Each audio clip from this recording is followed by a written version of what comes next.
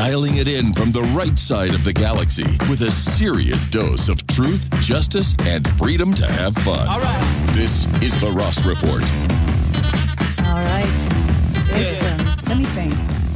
We've been doing alliteration all week, so it's Thursday. Let's say it's a terrific Thursday, or yeah, let's do that. Terrific Thursday.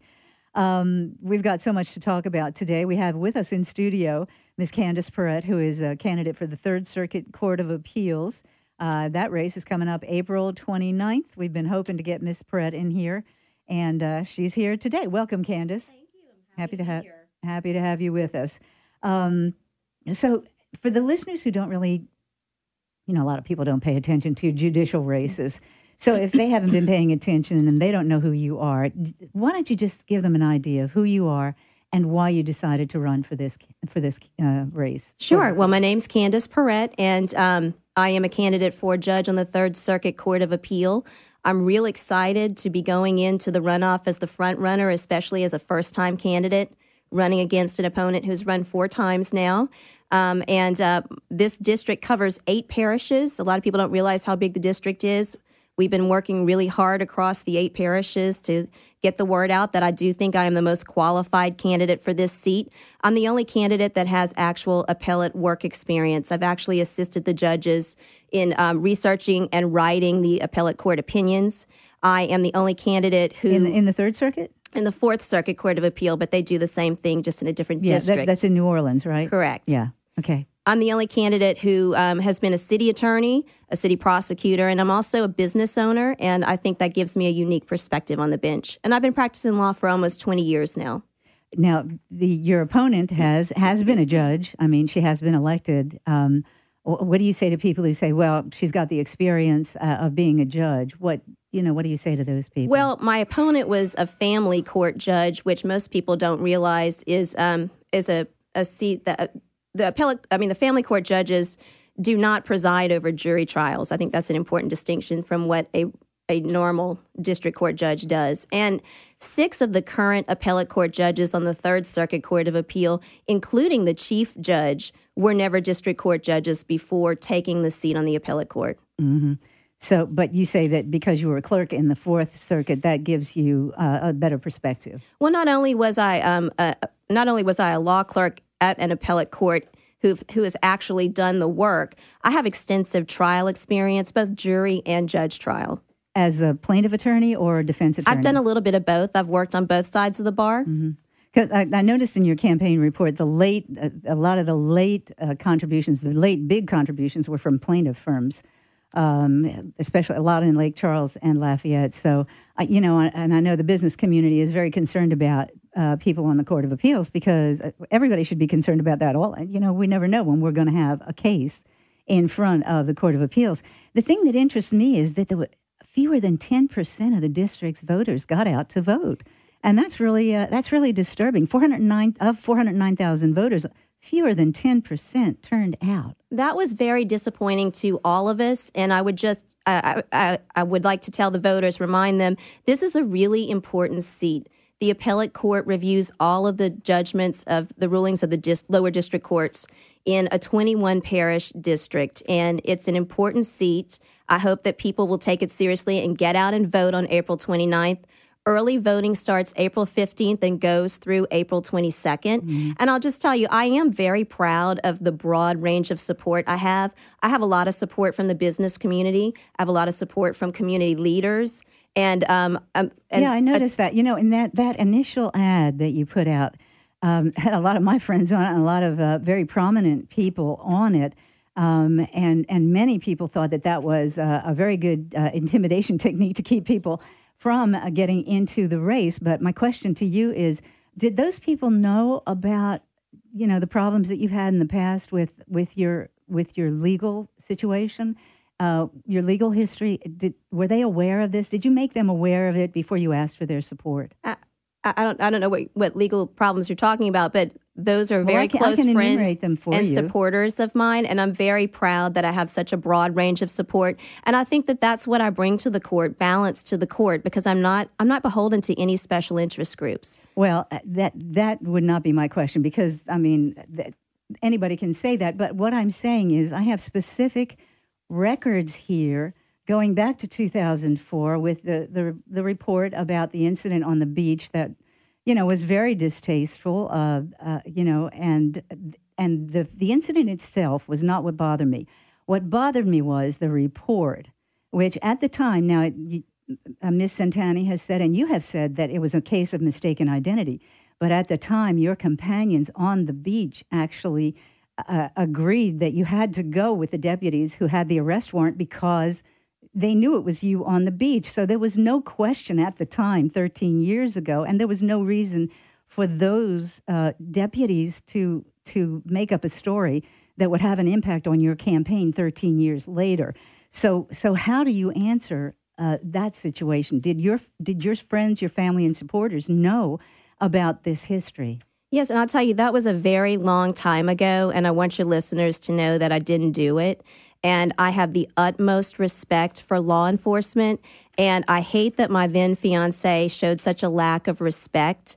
And unfortunately, I was collateral damage for his actions, and I think that's something he would tell you if you had him on your show today. Well, I know what he says today is very different from what he said back then, because they were intimidating the security guards to where the security guards went and got the sheriff's deputies who came to the condominium where you all were, and they said, well, they have a warrant. You're going to have to go with them. When they presented you with the warrant, you said, and I quote, Ms. Gonyard stepped out the front doors of the residence and stated to me, you better have all your T's crossed and your I's dotted because I'm an assistant district attorney and I also do civil litigation for false arrest. Now, that was not true. You were not an assistant district attorney. Whether you did civil litigation, I don't know. But you were not a district attorney, and your attempt to intimidate law enforcement shows a troubling pattern throughout your past. I can't speak for what the officer wrote in that report. I can tell you that I had witnesses that heard me tell him I was a former city prosecutor, which is very similar to an assistant district attorney. Ms. Perret, you settled out of court. You agreed, you paid, you did the pretrial diversion. So in some ways, that is sort of an admission that happened. At the time, I lived 3 states away, and it was just easier and cheaper to just have it dismissed. Well, it's the report. Believe me, I wouldn't have brought this up. I had all the documentation before the story came out in the Daily Iberian and in the Independent. And I decided I really didn't want to do that because I had a lot of friends who were supporting you. It's a prominent family. They're wonderful people.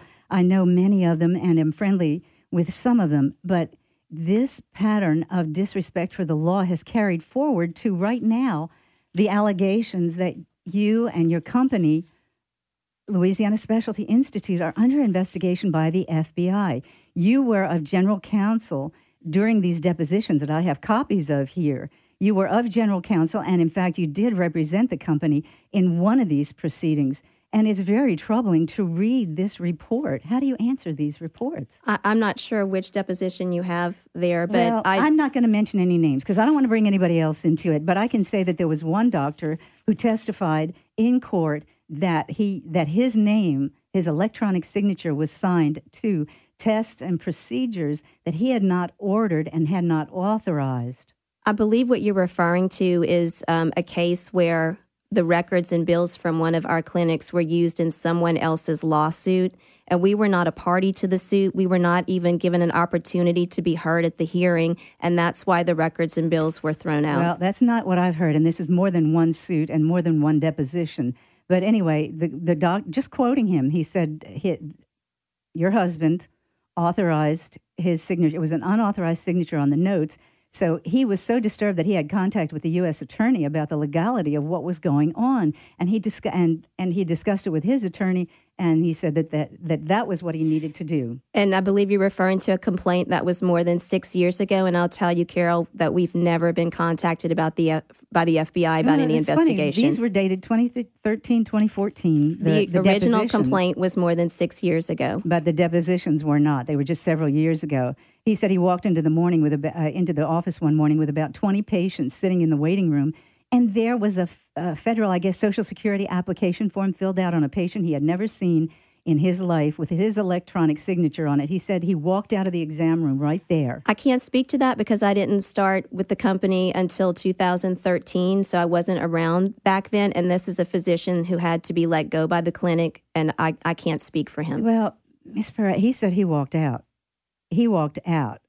And later on, he says, I felt there was language used that made the reports look more critical than what I dictated, language that I just wouldn't use in anybody's report. And in the transcript from that hearing, he also said that it changed nothing in the substance of his report. Well, that's interesting. I don't know if you have that in front of you because I haven't. Well, I have another report here, and I'll get to that. But these things are dated 2013, 2014, 2015. You signed off on the docs of the as the custodian of medical records. You and your company have a holding company called the Perret Group, which is over LSI, Louisiana Specialty Institute. All that a medical records custodian does, that means if someone requests medical records, the request comes to the legal department, and the request is then given to someone in the clinic, and they're instructed to copy the records and mail them out. Well, additional questionable practices came to light in another issue. That was in the 16th Judicial. This is in the 15th Judicial District Court in Vermilion. And they made presentation. There were actually 80 pages of exhibits of fraudulent billing that were given to the judge. He didn't want to hear all of it. But I'm just going to cite a couple because, listen, this gives me no pleasure.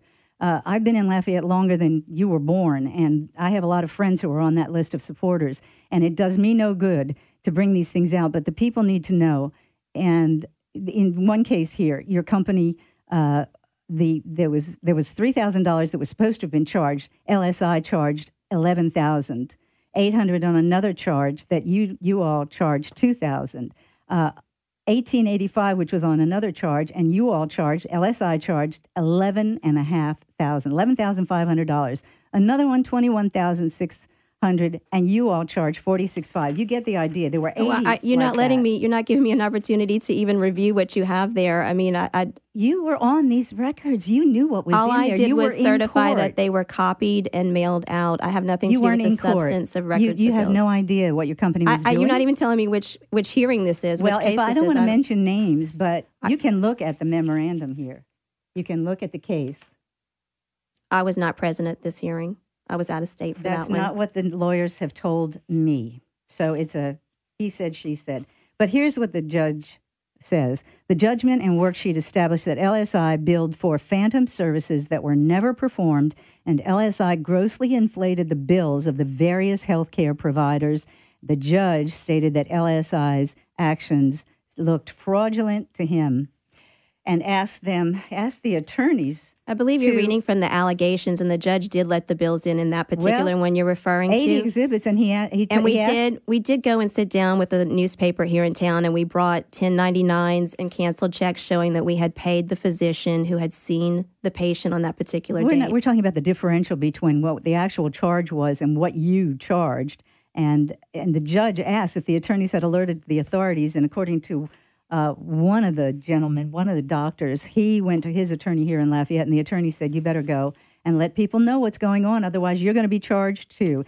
So my question to you is there still an ongoing investigation by the FBI? We have never been contacted by the FBI about any investigation, and I find it's ironic. It's ironic that this stems from a group of attorneys who want to remain anonymous in public, who ironically owe my husband's company a substantial amount of money. That's a good sidestep that you weren't alerted by the FBI, but you've seen the reports that many other people have been interviewed by the FBI and that the investigation is still going. And I will ask you a further question. Has your husband hired a criminal defense attorney in this case?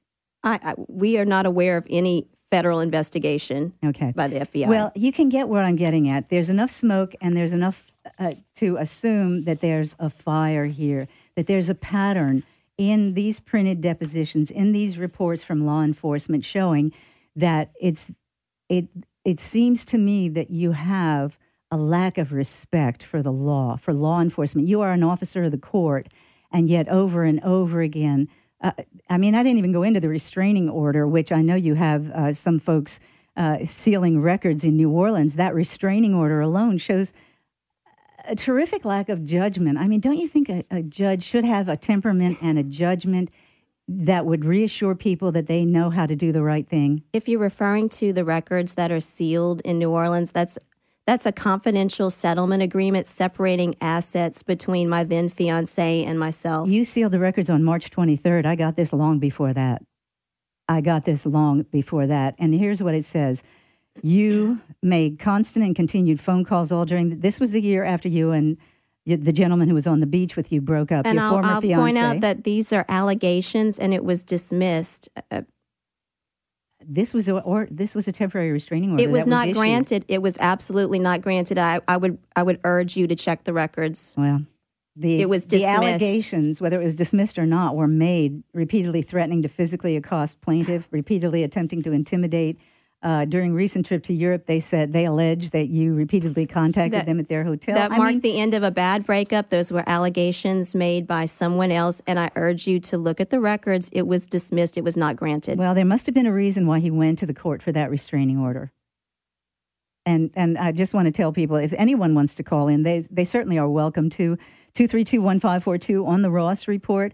But what's really troubling is the situation on the Third Circuit is not good anyway, because there have been articles printed about the Third Circuit, which 40 of the cases that are overturned in Louisiana by the Supreme Court, 40% of them come out of the Third Circuit, and actually the actual number of Third Circuit things that are. We have to take a break. Okay, well, we'll get to the phone calls in a minute. 232-1542 if you want to ask any questions of candidate Candyce Perret, who is a candidate for the Third Circuit Court of Appeals. We have to take a break right now on the Ross Report. We'll be right back. News and views for the people of Acadiana. The Ross Report is live now.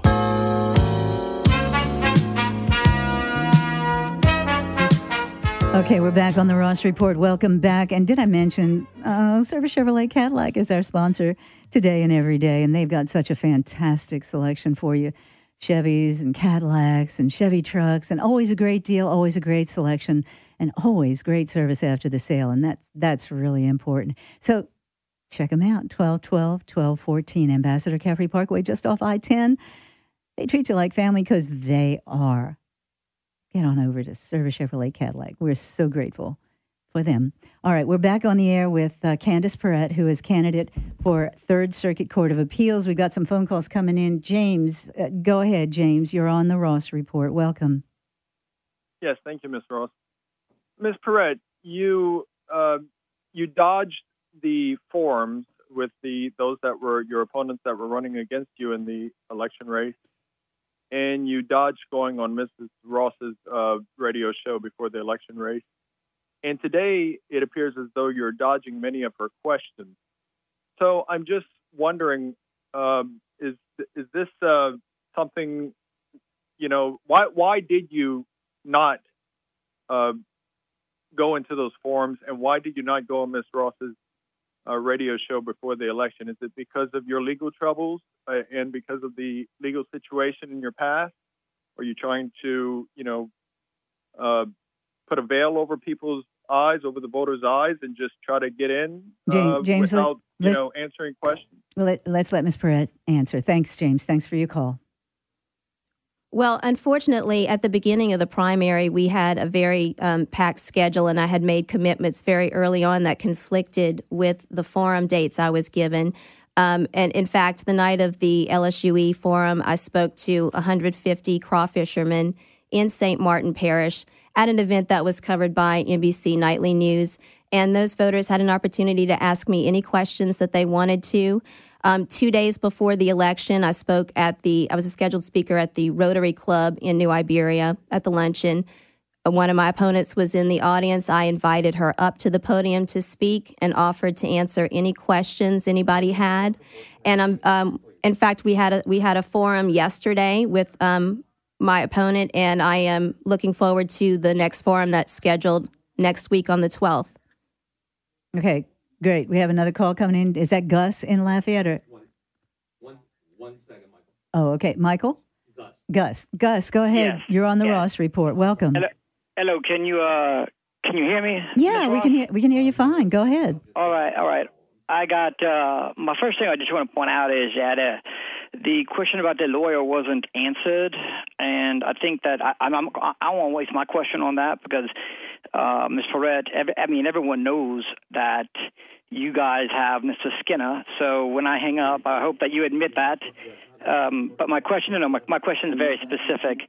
You had claimed to be a business lawyer. You weren't. You were a PI lawyer.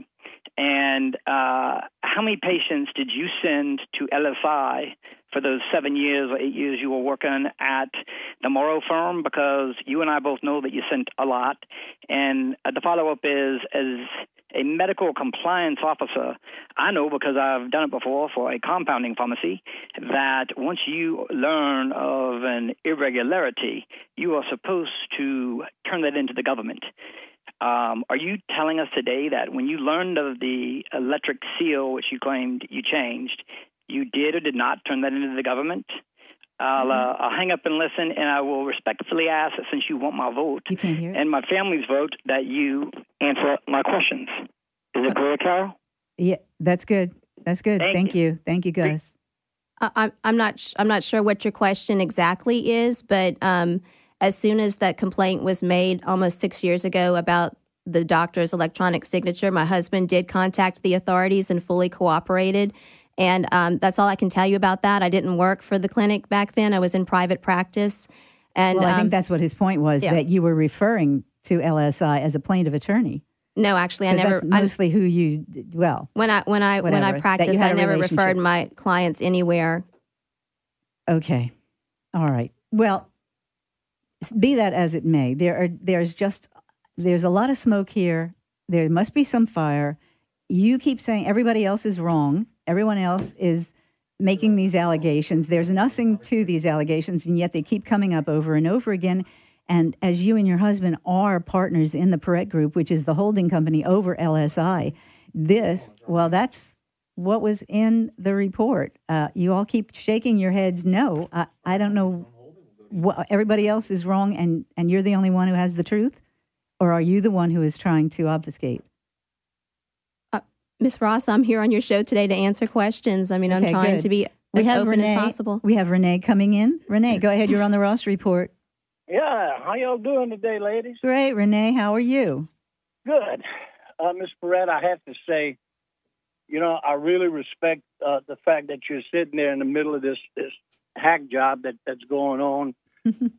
Back last week, when your opponent was on this program, it was pretty evident who the host was backing. And now, really? You just said, I asked her some tough questions about her contributions and loans. Yes, I did. Well, and she came on my show. By the way, Renee, she came on my show twice to answer. Right, but can I finish saying what I'd like? Sure, please? Absolutely. All right. Lafayette now has a version of Megyn Kelly. All right. You've taken your best shot, and to be honest with you, I really wasn't. I hadn't decided who I was going to vote for, but Ms. Perret, you have my vote.